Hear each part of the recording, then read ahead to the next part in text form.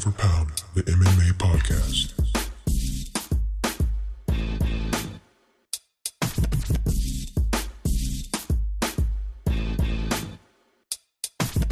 And now, coming to the mic, your host, Jalen Walker.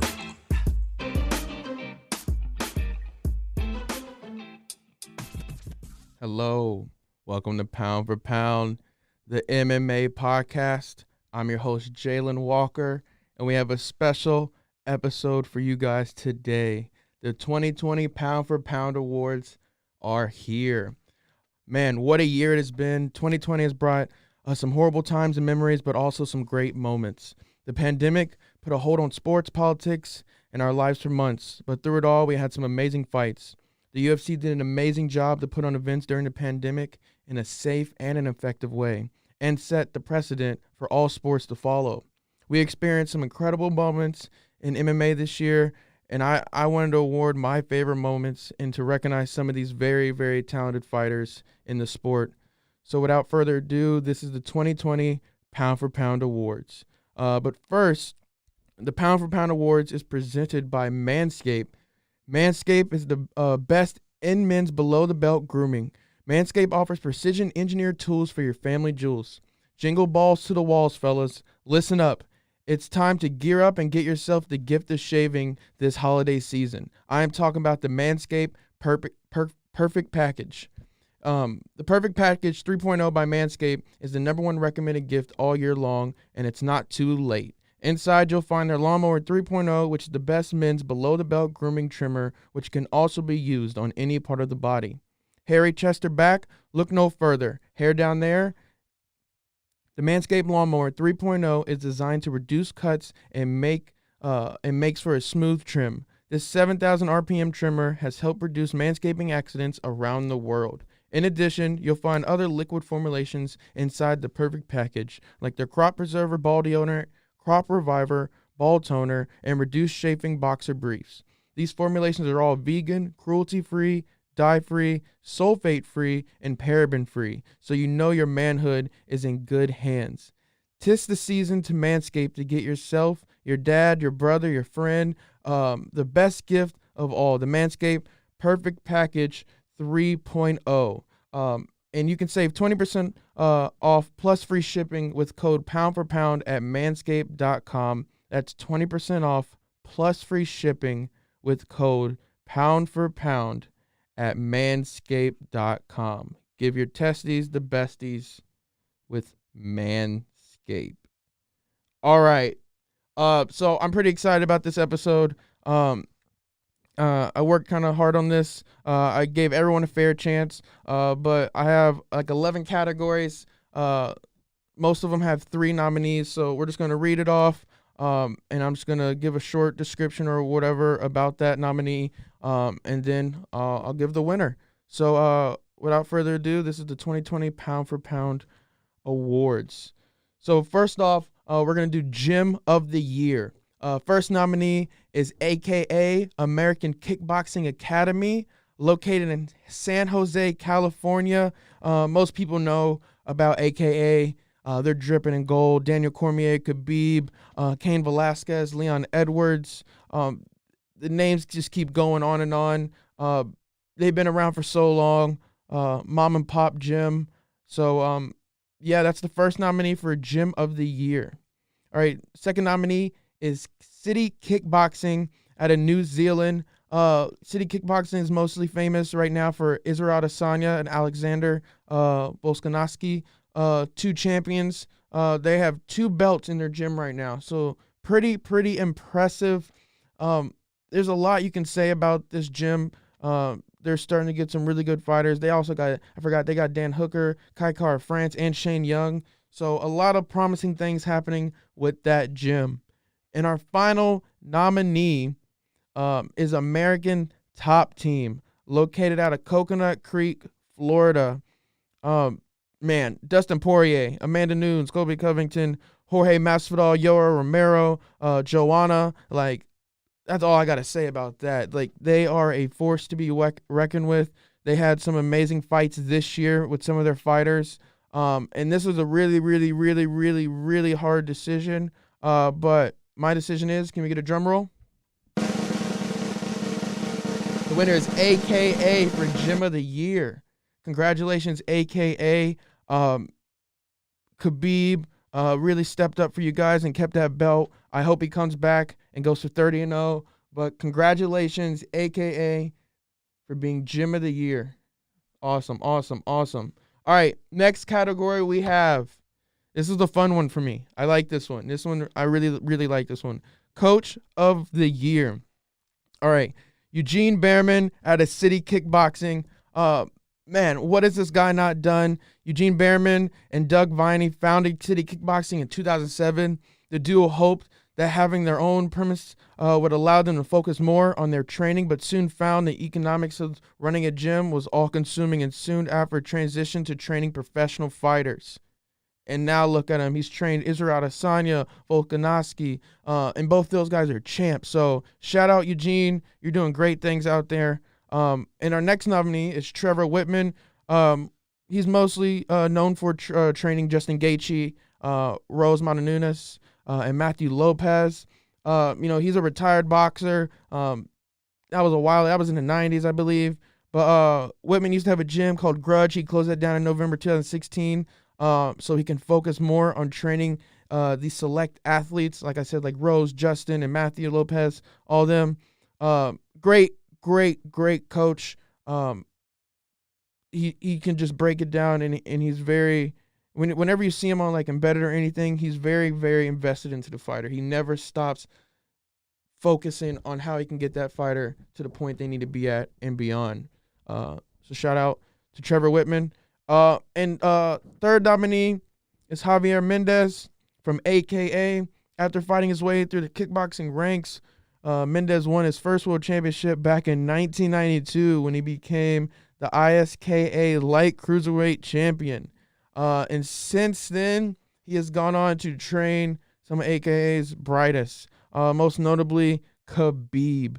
I mean, if you're Khabib's coach, which like that's enough to put on your resume right there. That's all you need. That's all you need. So Javier Mendez for the third nominee. And the winner is Trevor Whitman. Congratulations, Trevor Whitman. You did some amazing stuff with Justin Gaethje this year. Even though he did lose to Khabib, I think it is credible enough to give you Coach of the Year. And also what you did with Rose and her husband who took over training, and how you were on the sideline a little bit with that, but you trusted him. That was a huge coach move. So congratulations, Trevor Whitman, for becoming Coach of the Year. All right. Now this one does not have any nominees. This is Commentator of the Year. The reason this category has no nominees is just because there's one commentator that stands out above all, and I don't even think we need a drum roll for this, but ladies and gentlemen, Commentator of the Year is the Irish Dragon, Paul Felder. Felder, man, what can I say? He's a beloved fighter and commentator, but he made himself into a bona fide star this past year, taking a fight against Dos Anjos on a 5 days notice. He made the weight like a professional, cutting over 22 pounds in 5 days. He went the full 25 minutes against a tough Dos Anjos with no training in over 4 months. And dude, this is crazy because he was supposed to commentate that night and stepped up and said, you know what? I can step in for the main event. Paul Felder is a beast, and congratulations on being Commentator of the Year. Irish Dragon, shout out. All right. This one also has no nominees. It's one pick. Very, very awesome fight that happened this year. This is Upset of the Year. And we can get a drum roll for this one.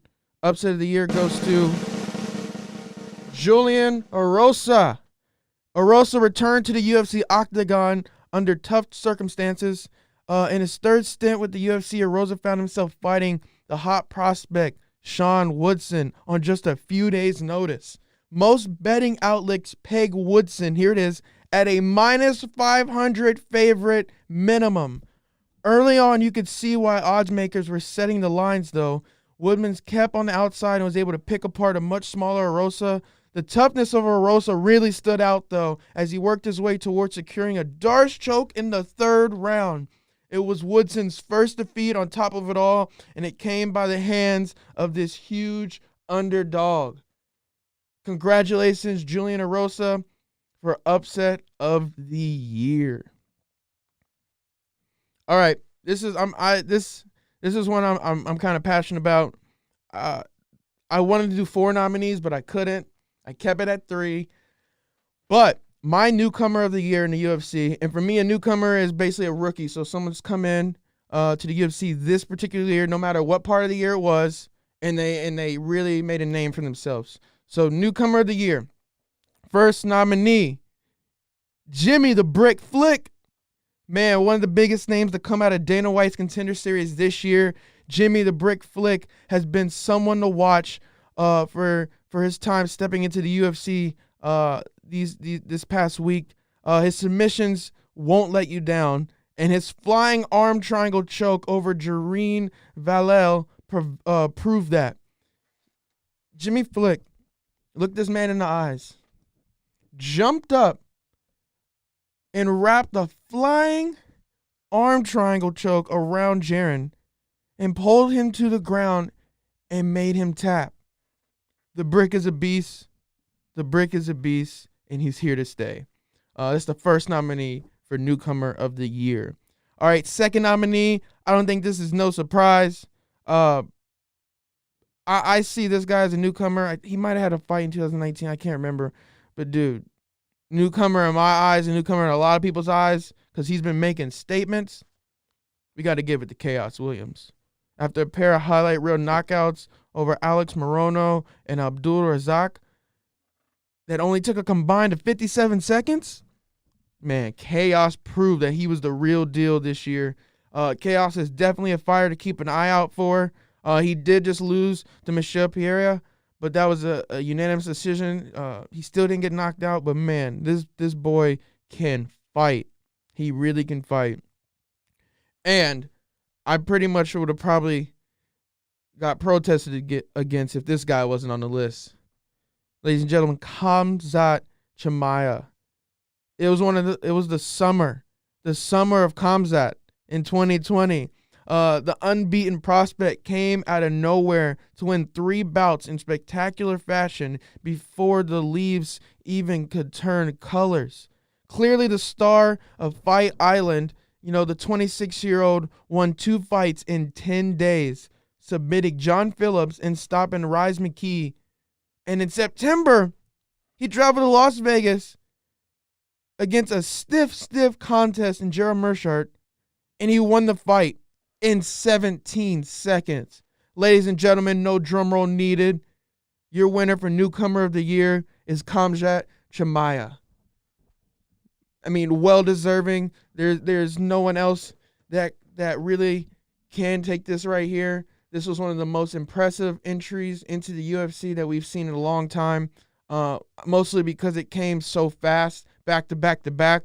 Don't take any credit from any of the other guys. It's just Khamzat really sticks out, and I think he sticks out to a lot of people, including Dana White, and that's why he is the 2020 newcomer of the year. Man, that's a well-deserving award right there, man. That is a really well-deserving award. All right, so I threw this one in here. I thought I kind of liked it. This is the WTF moment of the year. First off, we got Kevin Holland versus Ronaldo Souza, which recently just happened at UFC 256. I think most of you guys know what I'm talking about. Kevin Holland knocked out Ronaldo Souza from his back on the ground in the first round. Holland somehow defied gravity to KO Souza in shocking fashion. Man, it came out of nowhere. Literally, shoulders on the back, fully planted, and just rolled in. Man, incredible. Had my mouth on the floor. Second nominee is Ramiz Brahima. Actually, the nominee is his ear. At UFC Vegas 13th, Max Griffin's elbow literally tore off Ramir's ear where it was left dangling by the skin. Over the weekend, the video went viral. horrifying fans and people alike. I know I saw it when it happened. At first, it was like, okay, he kind of covered up. I was like, man, that sucks. And then we saw the close up, and I was like, yeah, yeah, that was definitely a WTF moment, nominee worthy. All right, and the last nominee for WTF moment of the year, this really deserves it because this really I had to look away during this. Tony Ferguson refused to tap to an insane armbar from Charles Oliveira at UFC 256. At the event, Oliveira got Tony in a tight arm triangle at the end of the round. Tony, with his arm fully extended under Charles' armpit, refused to tap and held to the bell with his arm completely bent the opposite way. Man, Charles Oliveira was yanking it. Dude, his arm was up this way. Inward, like, I can't explain it. Like, man, I had to look away. And glad he's okay, but I thought he was going to snap his arm in half. All right. And the winner of the WTF moment of the year is Kevin Holland versus Renato Souza. I mean, my mouth was on the floor when I saw him roll up and hit Souza in the face and stun him and then just completely get on top of him and pound his face in.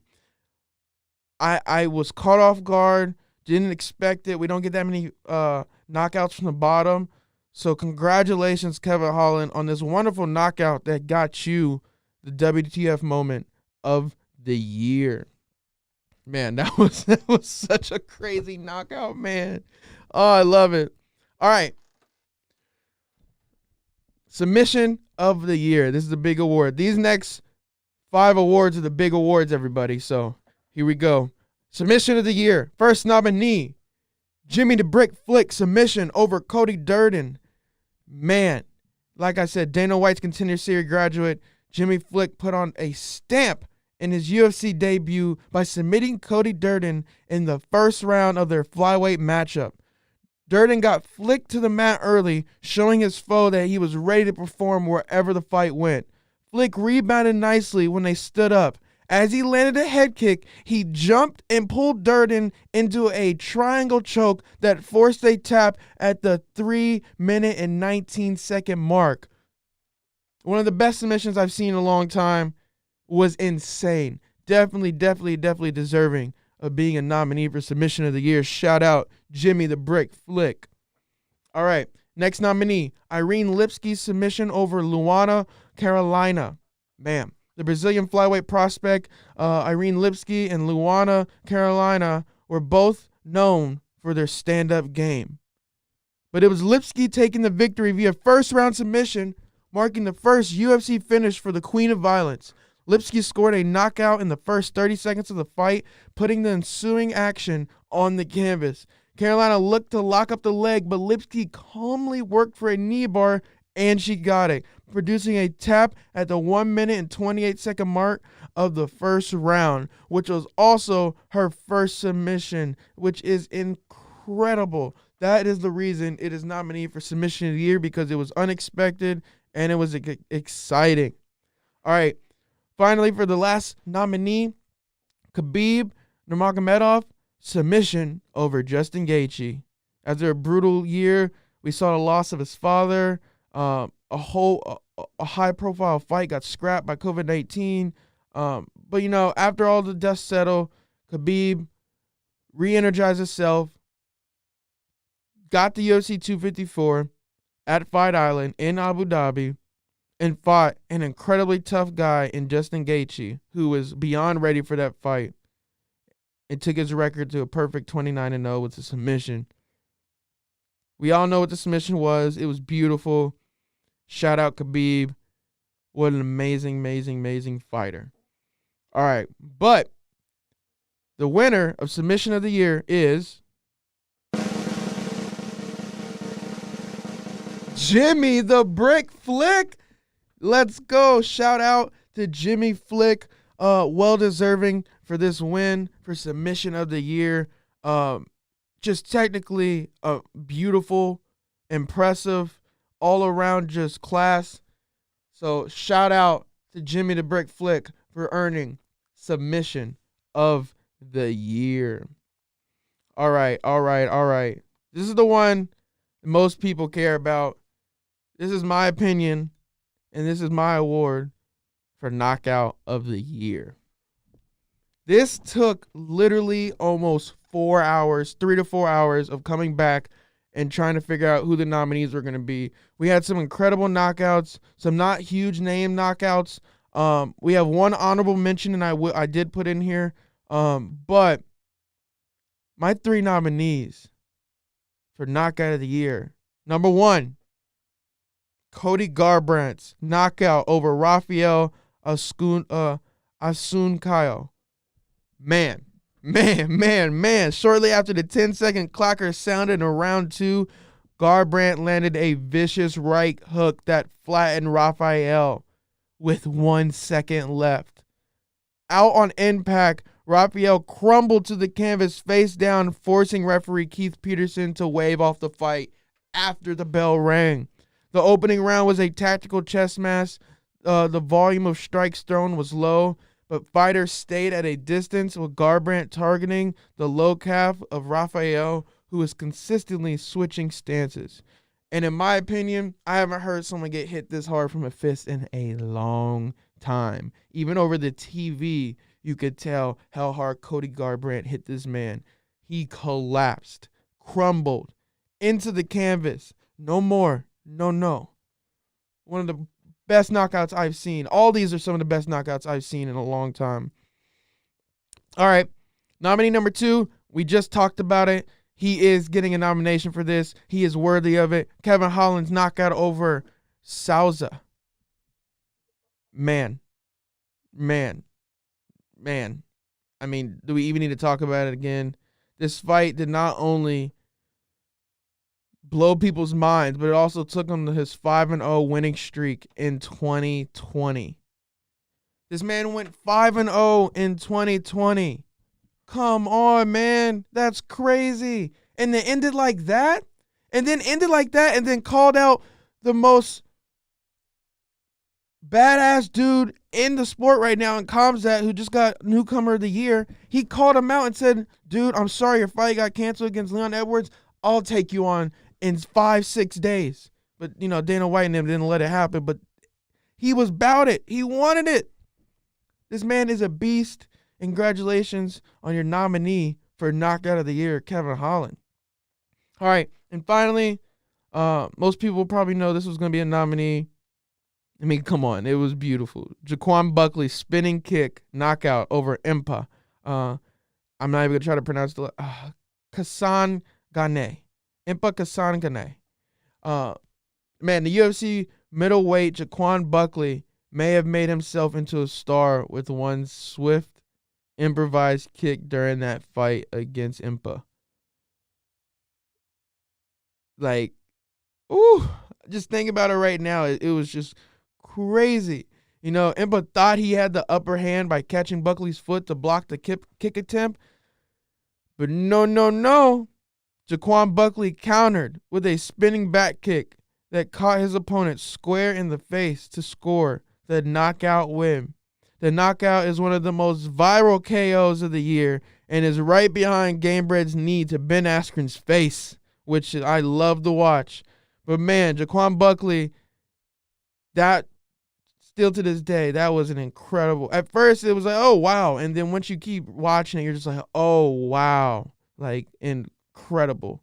All right, before we say who won, I have one honorable mention, and that goes to Sean O'Malley's walk-off KO over Eddie Wineland at UFC 250. Shout out Sean O'Malley. Hope you having a healthy and speedy recovery. All right, and the winner of KO of the year is Jaquan Buckley. Man, I think that was obvious. That spinning back kick over Impa is one of the best knockouts I've seen in a very, very long time, probably in my life. It's up there in the top 5. That was incredible, the athleticism. And he came out and just knocked out, what's his name? I can't remember. Let me look. He just fought, and he had an incredible fight against Let's see where it is. Can't believe I'm forgetting his name. Against Jordan Wright. That was an incredible fight, man. Those KO he knocked him out. He put him out.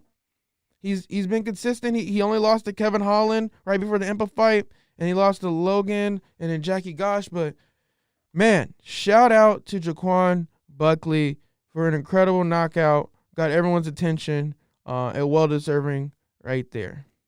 All right, on to the final three awards actually. Female Fighter of the Year. First up, Weili Zhang. Even though Weili only fought once this year back in March, that title defense fight against Joanna at UFC 248 was plenty enough to get her nominated for Fight of the Year, or Fighter of the Year. My apologies. If not for COVID, we would have probably seen a lot more from Weili in 2020. Next nominee, of course, the great Amanda Nunes. Again, even though Amanda only fought once in 2020 at UFC 250, she earned the spot as a nominee for an incredible unanimous decision win over Felicia Spencer that took her streak to 11 and took Amanda to her absolute most. Amanda also still holds 2 titles in the UFC women's divisions. So shout out Amanda Nunes. And the final nominee, which might surprise some of you guys, but it doesn't surprise me. I mean, obviously, I put her in here. Irene Lipski. Yes, with a nomination for Submission of the Year, Lipski also earned this nomination for Female Fighter of the Year. Even though she just lost to Valentina Shevchenko's sister, Antonia, I still got to give her a nominee for this. You know, she's too good, man. She just needs to get on the right track and get on a nice little streak, and she's got everything she needs. Look forward to seeing more from Lipski in the future. And yeah, so Weili Zhang, Amanda Nunes, and Irene Lipski. And the winner of the Female Fighter of the Year is Weili Zhang. Oh man, I really was upset that we couldn't see her fight that much this year. We got to see her back in March, on March 07 against Joanna. Man, it really sucks. She fought 2 times in 2019 and 1 time in 2020. But yeah, it was just a bummer that we didn't get to see her fight that much. But the fight she had against Joanna is in the top 5 greatest women fights of all time. It's right up there with Amanda Nunes versus Cyborg, even though it was a short fight. Man, congratulations. Big congratulations to Weili Zhang. All right. Male Fighter of the Year. Nominee number 1, Israel, the Style Bender, Adesanya. The last Style Bender continued to build his legacy with a pair of title defenses that included an underwhelming points win over the passive Yoel Romero and a thrilling second-round TKO of unbeaten Paulo Costa. Adesanya also did well to expand his brand through a never-ending Twitter war with John Jones and a 2021 tease of an assault on a 205-pound division. Adesanya went to work this year, man. He went to work. That's all I'm going to say. That boy went to work. All right. Jan Blachowicz, the lightweight Polish slugger. No one could have predicted this. His breakout in the 2020. John Jones vacated the light heavyweight title. Opened the door for Blachowicz. He finished Corey Anderson in 1 round before upsetting top contender Dominic Reyes via knockout to capture the vacant 205-pound title. Along the way, Jan improved to 8-1 over his last 9 bouts. Shout out to Jan, well-deserving nominee. And the final nominee is Davidson Figueiredo. In the UFC men's flyweight division, there was dire need of a lifeline following the abrupt retirement of champion Henry Cejudo. Figueiredo proved to be a fitting 125-pound knight in shining armor The 32-year-old Brazilian went 3-0-1 in 2020 and delivered 3 one-sided stoppage wins before co-authoring a Fight of the Year contender, which we're going to get to here soon. Fight of the Year contender with Brandon Moreno at UFC 256. Figueiredo also proved optimistic by taking advantage of canceled fights to headline a pair of pay-per-view cards just 3 weeks apart. Although the division remains competitive around him, as evidenced by the Moreno draw, Figueiredo has become the face of the flyweight in one of the sports and one of the pound-for-pound best fighters in the world. And the winner of Male Fighter of the Year is, drumroll please. All right, we don't need a drum roll. The winner is Deiveson Figueiredo. Congratulations. He killed it this year. He went all out. There's just not enough you could say about this guy. He proved himself. He had a little bit of a hiccup in the first Joseph Benavidez fight where he couldn't make weight till he didn't win the title at first. So then they rematched. He got the title. And, man, that fight against him and Brandon Moreno was absolutely amazing. Absolutely, absolutely, absolutely amazing. And he is well-deserving for his incredible time this year to be Male Fighter of the Year. All right. In the final category, we got Fight of the Year. First off, Dustin Poirier versus Dan Hooker at UFC Vegas 4. It's the big award, y'all. Facing adversity early with blood pouring from his face, Dustin Poirier rallied for a unanimous decision, 48-47, 48-47, 48-46 decision at UFC Fight Night in June. The fight is arguably one of the best MMA scraps of 2020, and the fight was bloody and grueling and went back and forth, and Poirier was able to preserve his status as one of the top lightweights in the world. Well-deserving fight. Well-deserving fight. Next fight nominee is, I think we all knew about this one, Weili Zhang versus Joanna at UFC 248. Zhang versus Joanna was one of the greatest fights in UFC history and almost certainly the best women's fight in the promotion pretty much almost ever. I will say that. It is up there. It really is up there. Zhang earned a split decision victory at 48-47, 47-48, 48-47 to retain the UFC Women's Strawweight title in the co-main event. The bout was bell-to-bell action, a barrage of punches, elbows, knees, and kicks. There was hardly a pause for 25 minutes. Things went back and forth, with each woman rocking and wobbling the other several times. By the end, both were wearing the damage in the form of swelling and cuts. Joanna walked away with one of the worst hematomas, which is a swelling on the forehead, in MMA history. The fans in attendance knew they were witnessing something special. The 15,077 spectators that got on their feet for a standing ovation at the beginning of the 5th round, and then again in the final 10 seconds of the bout. What an incredible fight between these two women, and one of the best fights in UFC history. All right, on to the final nominee. Deiveson Figueiredo versus Brandon Moreno at UFC 255. Man, oh man.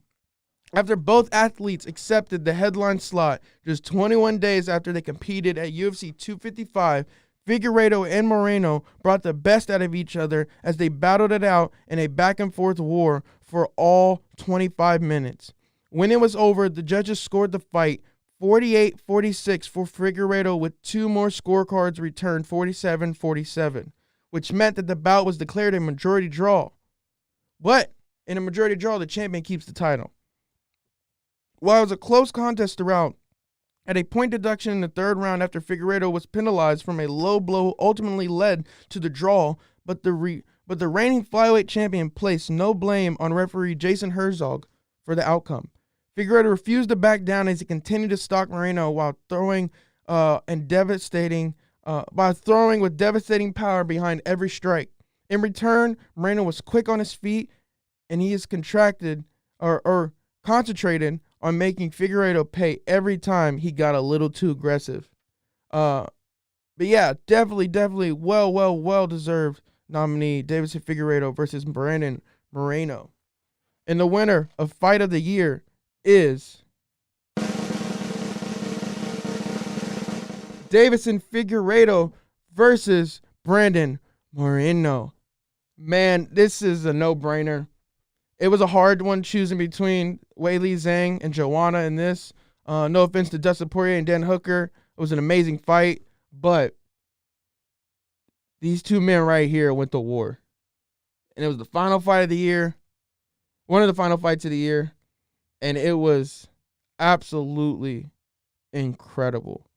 Moreno was stunning Figueiredo. Figueiredo was stunning Moreno. Moreno almost had Figueiredo done. Moreno was still fighting after that horrific groin kick, which was one of the worst I've seen in a very long time. The man was almost in tears, almost throwing up. So this fight had it all. Controversy, knockdowns, hits, high action, aggression. There's no reason that this should not have been Fight of the Year. And shout out to Weili Zhang and Joanna for that UFC 248 fight, which came in at a close second place. And that is the Fight of the Year, everybody. Before we cut it and before we get out of here, I just wanted to talk about the UFC right now. So right now, the champions are Khabib Nurmagomedov, obviously. And he is also the top-ranked men's pound-for-pound fighter.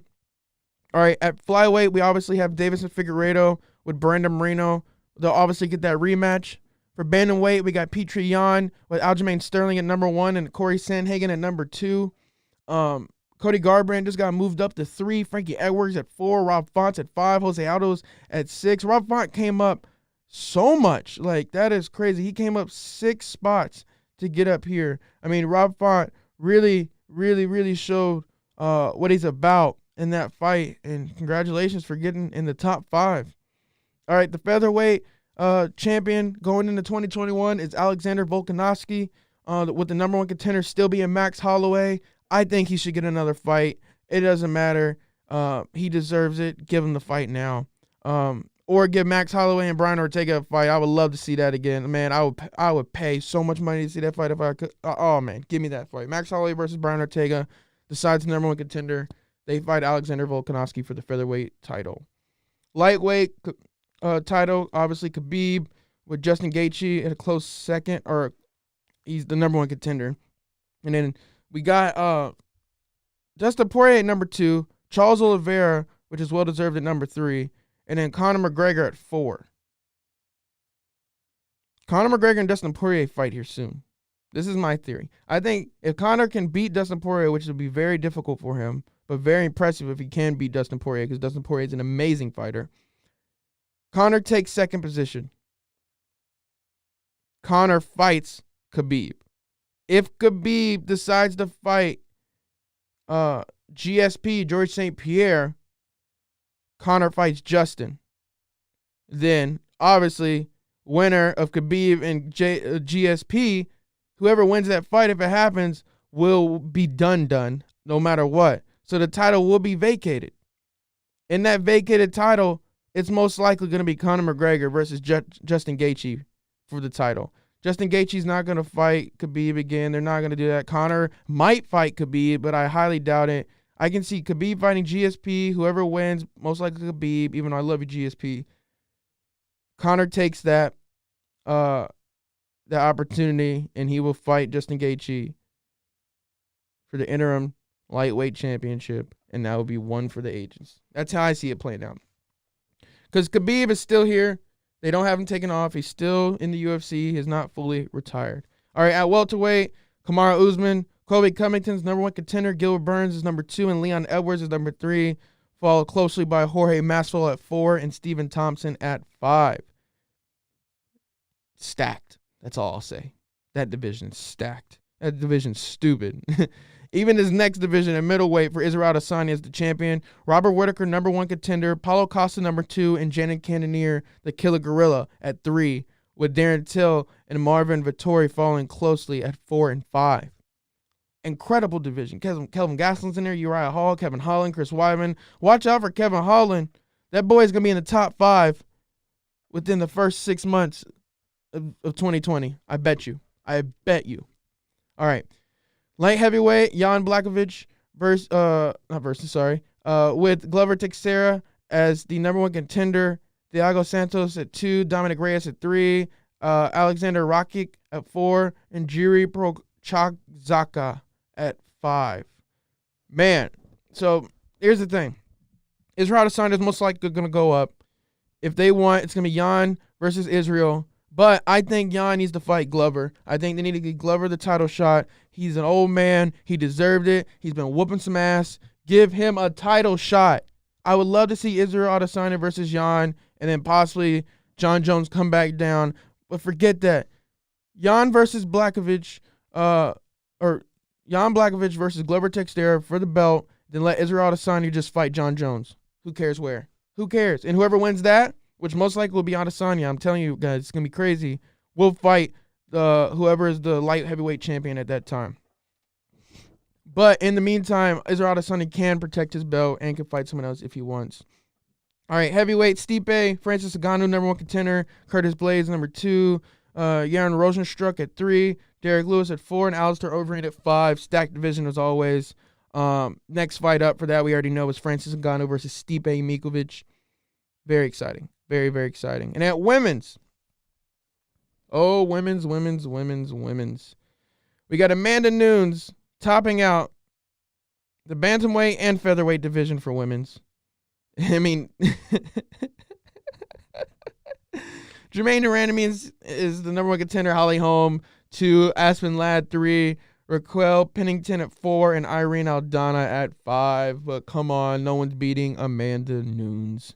We expect to see her reign in 2020 as well. And if she does lose, it would be a huge, shocking upset in the sport of MMA. All right. Women's flyweight, Valentina Shevchenko, obviously the champion, with Jessica Andrade following closely at 1st. Caitlin Kukagian at 2. Lauren Murphy at 3. Jennifer Maia at 4. And Cynthia Calvillo is at 5, with Jessica Ai and Joanne Calderwood and Roxine Modafferi following closely at 6, 7, and 8. And then Weili Zhang is obviously the women's strawweight title holder. Rose Namajunas is the number 1 contender. Joanna is number 2. Yan Xiaonan, I believe is how you pronounce it, is 3. Carla Esparza at 4. And Nina Asaraf at 5. So, interesting. And then with the women's pound for pound, it goes Amanda Nunes at 1, Valentina Shevchenko at 2, Weili Zhang at 3, Rose Namajunas at 4, and Jessica Andrade at 5, with Joanna, Jermaine, and Holly Holm following closely at 6, 7, and 8. But guys, what an incredible year of fights.